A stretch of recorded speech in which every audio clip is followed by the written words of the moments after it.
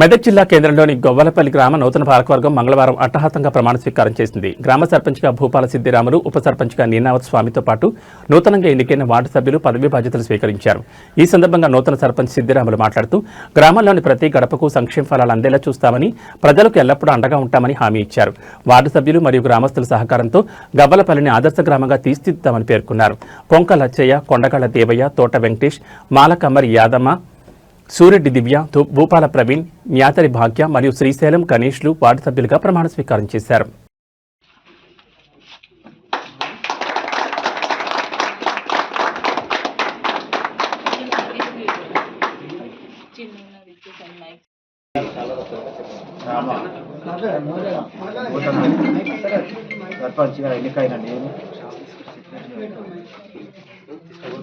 కొంచెం నా ఆరోగ్యం తొందరగా ఒక వారం 10 రోజుల నేను ఈ సహకారంతో నేను హాస్పిటల్కి వెళ్ళి ఉంటానని పెద్దల సమక్షం. ఇక నా సమస్య అంటే మీకు తెలుసు, కానీ అది చెప్పుకోవాలి. ప్రభుత్వం అందరికి కలిసి ప్రతి ఒక్కరికి కూడా అందే విధంగా ఉండడానికి కోసమే ఈ ఎన్నికలు, ఉద్యోగులు అందరం కూడా.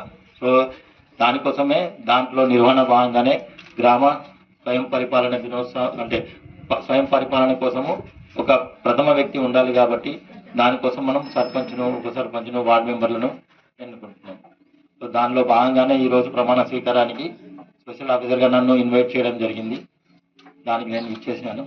ఇప్పుడు గ్రామ ప్రజల తరఫున రాజన్న గారు మాట్లాడతారు. రాజన్న గారిని వేదిక. కొండగల్ల దేవయ్య. నా పేరు కొండగల్ల దేవయ్య. నేను శాసనం ద్వారా ఏర్పాటు చేయబడిన భారత రాజ్యాంగం పట్ల నిజమైన నమ్మకం మరియు విధేయత కలిగి ఉండి నేను స్వీకరించబోతున్న విధిని నమ్మకంగా నిర్వహించదనని భగవంతుని పేర సత్యనిష్టతో ప్రమాణం చేయుచున్నాను.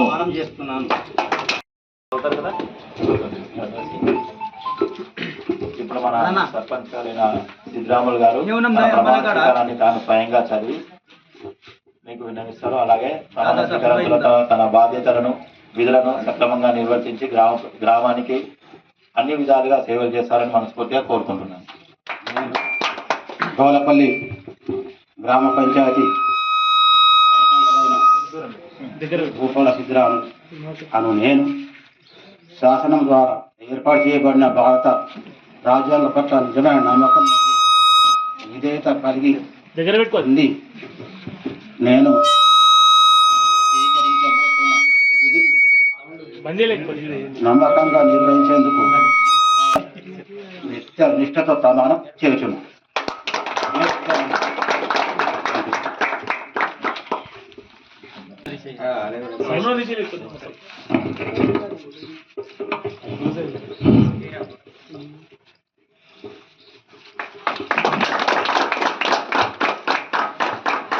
నమస్కారం. ప్రమాణ స్వీకారం.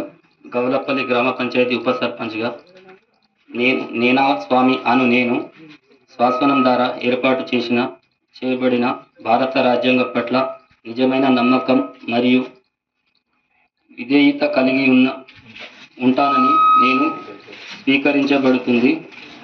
వివిధ నమ్మకంగా నిర్వహించబడిన బాధ్యతని పేర నిశ్చిష్టతో ప్రమాణం చేస్తున్నాను.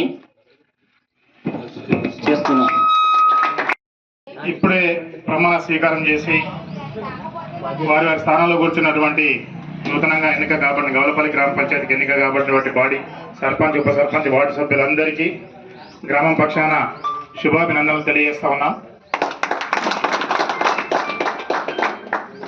ఈ కార్యక్రమం నిర్వహించిన హెచ్ఎం గారు, అదేవిధంగా సెక్రటరీ గారికి కూడా మా గ్రామం తరఫున నమస్కారాలు తెలియజేస్తాము.